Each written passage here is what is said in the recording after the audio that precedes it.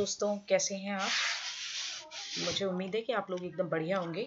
CBSE की तरफ से प्रेस रिलीज आया है, 30 तारीख को आया है। हालांकि वीडियो बनाने में हम थोड़ा सा लेट हो गए इस चीज़ को लेके। बहुत सारे स्टूडेंट्स इस बारे में पूछ रहे थे कि ये जो प्रेस रिलीज है इसकी इंपॉर्टेंट चीज़ें क्या हैं। तो विद इन 2 to 4 मिनट हम इसको डिस्कस कर लेते हैं कि सीबीएसई का जो प्रेस रिलीज आया है उसके अंदर क्या चीज़ें आई हैं। फर्स्ट ऑफ ऑल, सीबीएसई ने इस प्रेस रिलीज में जो इम्पोर्टेंट चीज़ें कही हैं जो आपको समझनी चाहिए वो ये हैं कि सबसे इस बार का जो पेपर पैटर्न होगा आपका, वो बेसिकली आपकी 21st सेंचुरी की जो कॉम्पिटेंसीज होती हैं, स्किल्स होती हैं, उनको देखेगा। जब हम कॉम्पिटेंसीज की बात करते हैं, कॉम्पिटेंसीज का मतलब होता है दक्षता। आपकी दक्षता को मापने की, भांपने की कोशिश करेगा सीबीएसई इस बार के क्वेश्चंस के थ्रू। पेपर पैटर्न में कुछ क्वेश्चंस का तरीका थोड़ा सा डिफरेंट रहेगा। कॉम्पिटेंसी बेसिकली 3 चीज़ों को मिला के बनती है। एक तो आपकी नॉलेज, एक आपकी स्किल्स, थर्ड होता है आपका पर्सनल एटीट्यूड। तो ये तीनों चीज़ें कहीं ना कहीं असेस करने की कोशिश करेगा सीबीएसई इस बार के आपके सीटेट के पेपर में। फिर दूसरी जो सबसे बड़ी बात है इसके अंदर कि सीबीएसई का आपकी एनईपी जो आई थी, नेशनल एजुकेशन पॉलिसी 2020, उसका मेन एम वैसे भी यही था कि पूरे इंडिया में डिजिटल लिटरेसी लेके आना, डिजिटल टीचिंग का मेथड भी, पैडागोजी भी डिजिटल वे में लेके आना, ताकि पूरी कंट्री का एक डिजिटल एम्पावरमेंट हो सके, एक सिंगल प्लेटफॉर्म पे सब लोग आ सकें। तो इसी को ध्यान में रखते हुए इस बार सीटेट जो है आपका ऑनलाइन होगा। इसके लिए सीबीएसई ने बहुत सारी चीज़ें बोली हैं कि पेपर भी कम वेस्ट होगा, आपका जो ओएमआर पैटर्न था उससे अलग होगा। कोविड टाइम है तो इट विल बी बेटर कि आपके पास इतने सारे पेपर और इस तरीके के इक्विपमेंट्स ना आए जिन्हें और लोगों ने भी छुआ हो।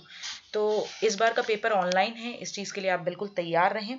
अब कुछ बच्चों को ये प्रॉब्लम हो सकती है कि पेपर ऑनलाइन है, इससे पहले हमने न तो बीएड का पेपर ऑनलाइन दिया है, ना ही किसी भी तरीके का कॉम्पिटिटिव एग्जाम ऑनलाइन दिया है, तो कैसे कर पाएंगे।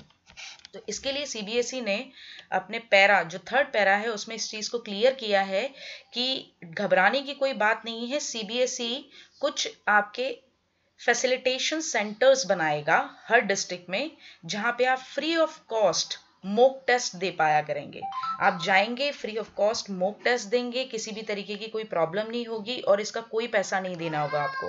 हो सकता है कि फ्यूचर में यही जो फैसिलिटेशन सेंटर्स हों, यही बाद में आपके एग्जामिनेशन सेंटर्स में भी तब्दील हो सकते हैं, पर वो एक अलग बात है, ठीक है ना। दूसरी जो तीसरी इंपॉर्टेंट चीज है जो आपको समझने की कोशिश करनी है, जो कि पैरा नंबर 2 में दे रखी है, बहुत इंपॉर्टेंट है। इस बार के क्वेश्चन पेपर में स्ट्रेटेजी बदलेगी।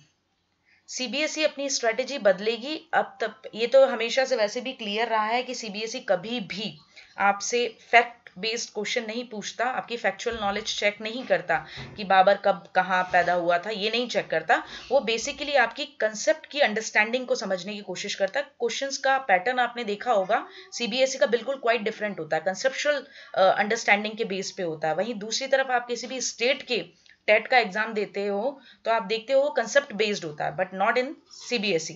तो इस बार सीबीएसई के क्वेश्चंस जो होंगे वो ज्यादातर कंसेप्चुअल आपकी अंडरस्टैंडिंग को असेस करने के लिए, चेक करने के लिए, एप्लीकेशन बेस्ड होंगे, प्रॉब्लम सॉल्विंग कैपेबिलिटीज आपकी चेक करने के लिए, रीजनिंग और क्रिटिकल थिंकिंग को असेस करने के लिए क्वेश्चन पेपर होगा। तो इस चीज पे बिल्कुल तैयार रहिएगा कि सीटेट आपका, उसका मेन उद्देश्य इस बार आपका एटीट्यूड, एप्टीट्यूड और टीचिंग के लिए आपका पैशन कितना है इसको चेक करना है, किस तरीके के टीचर्स आ रहे हैं इसको देखना है। अच्छा, सीबीएसई आपका जो नोटिफिकेशन है कि पेपर कब होगा कब नहीं होगा, ये विद इन 1 वीक में निकाल देगा, ठीक है। बहुत हद तक चांसेस हैं कि सीटेट का एग्जामिनेशन जो होगा वो दिसंबर के लास्ट में या जनवरी के बिगिनिंग में हो सकता है। You are having ample of time.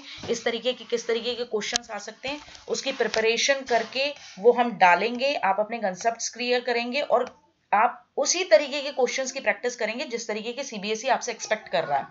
अच्छा, ये भी कहा है आपसे सीबीएसई ने कि वो इस तरीके का, किस तरीके का आपको पेपर देगा, उस तरीके की सेम कॉम्पिटेंसीज के बेसिस पे एक सैंपल ब्लूप्रिंट और एक सैंपल क्वेश्चन पेपर भी सीबीएसई अपनी साइट पे रिलीज करेगी, जहां पे सीटेट के नोटिफिकेशंस आते हैं, सीटेट से रिलेटेड सारी प्रेस रिलीज निकलती हैं। तो आपका काम एक ही होगा कि अब आप लग जाइए, पढ़ना शुरू कर दीजिए, अपने टॉपिक्स क्लियर कीजिए। किसी भी लेवल पे कोई भी क्वेश्चन ऐसा नहीं आएगा जो कि आपको सीधा सीधा पूछा जा रहा होगा। तो बी रेडी फॉर दैट। आपकी क्वेश्चनिंग जो होनी चाहिए, आपकी अंडरस्टैंडिंग जो होनी चाहिए क्वेश्चंस की, वो कंसेप्ट्स को समझ के होनी चाहिए। तो प्लीज उसको थॉरोली समझने की कोशिश कीजिएगा। वैसे तो सीटेट के क्वेश्चंस बहुत इजी आते रहे हैं, सिर्फ आपकी अंडरस्टैंडिंग और एक आइडियोलॉजिकल अप्रोच होनी चाहिए टीचिंग को लेके, तो you will be able to do that. बहुत आराम से कर लेते हैं आप उसको थोड़ा सा समझ के। ठीक है, एक चीज और इम्पॉर्टेंट है, कुछ बच्चों के क्वेश्चंस थे कि मैम जो पैसेज आते हैं हिंदी के या इंग्लिश के, तो ऐसे में पैसेज आएगा, फिर स्क्रीन पे क्वेश्चंस होंगे नीचे 4 या 5, तो हम बार बार उसको स्क्रॉल करेंगे ऊपर नीचे, तो नहीं। आपने अगर एग्जाम नहीं दिए हैं इस तरीके के ऑनलाइन, तो मैं आपको बता दूं कि पैसेज जो होता है वो पैसेज से रिलेटेड हर क्वेश्चन के साथ शो होता है। तो आपको बार बार स्क्रॉल डाउन करने की कोशिश नहीं करनी पड़ेगी, बार बार ऊपर नीचे करने की कोशिश नहीं करनी पड़ेगी। आप आराम से हर क्वेश्चन के साथ क्वेश्चन को पैसेज को समझ लेंगे। ये नहीं है कि पहले 3 बार आप पैसेज पढ़ेंगे, क्योंकि टाइम वेस्ट हो जाएगा। क्योंकि मुझे उम्मीद है कि सीबीएसई किसी भी तरीके का आपका न तो एग्जाम के टाइम में चेंज करने वाला है, ना ही मार्क्स में चेंज करने वाला है, और अगर करता भी है तो आगे इसके बारे में बात करेंगे। तो अब तक के लिए इतना ही है। तैयार रहिए, बस अपनी तैयारी में जुट जाइए। Best of luck from my side और गुड डे।